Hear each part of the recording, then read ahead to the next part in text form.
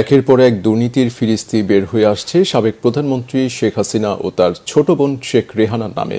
এবার গাজীপুর শহর থেকে 10 কিলোমিটার দূরে প্রায় ৩৫ বিঘা জমির উপর নির্মিত বিলাসবহুল 4টি বাংলোর সন্ধান পাওয়া গেছে। এসব বাড়িতে নিয়মিত যাতায়াত ছিল শেখ পরিবারের সদস্যদের। করা হতো সালিশ বিচারও। গাজীপুর প্রতিনিধি মীর মোহাম্মদ ফারুকের তথ্যচিত্রে আরও জানাচ্ছেন ফজলে রাব্বি। গাজীপুর শহর থেকে 10 কিলোমিটার দূরে কানাইয়া এলাকায় প্রায় ৩৫ বিঘা জমির ওপর নির্মিত এই বাগান বাড়িটির মালিক সাবেক প্রধানমন্ত্রী শেখ হাসিনা ও তার ছোট বোন শেখ রেহানার। এমন একটি দুটি নয়, আরও 4টি বাগান বাড়ির সন্ধান মিলেছে শেখ পরিবারের সদস্যদের নামে, যেখানে রয়েছে সারি সারি গাছ, মনোমুগ্ধকর পরিবেশ, ডুপ্লেক্স বাড়িসহ শান বাঁধানো পুকুর।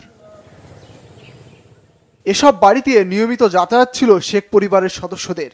করা হতো সালিশ বিচারও। স্থানীয়দের ভাষ্যমতে অনেক প্রভাবশালী ব্যক্তিবর্গের নিয়মিত যাতায়াত ছিল এখানে।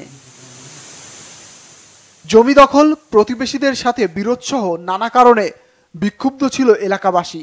গত 5 আগস্ট শেখ হাসিনা পদত্যাগ করলে বিক্ষুব্ধ জনতা প্রবেশ করে এসব বাগান বাড়িগুলোতে। ভাঙচুর, অগ্নিসংযোগ চালায় তারা। লুটপাট করে নেওয়া হয় নানান কিছু।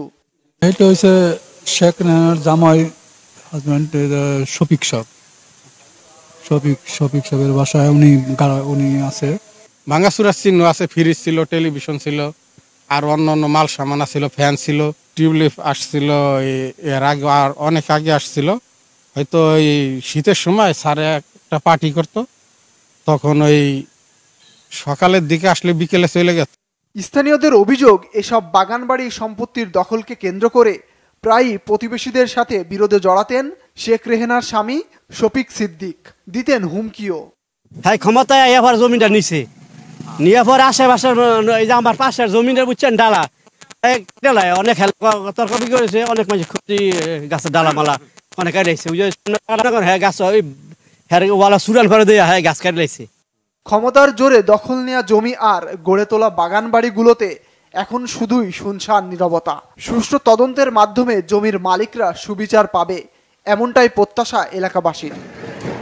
ফজলে রাব্বি, বাংলা ভিশন, ঢাকা।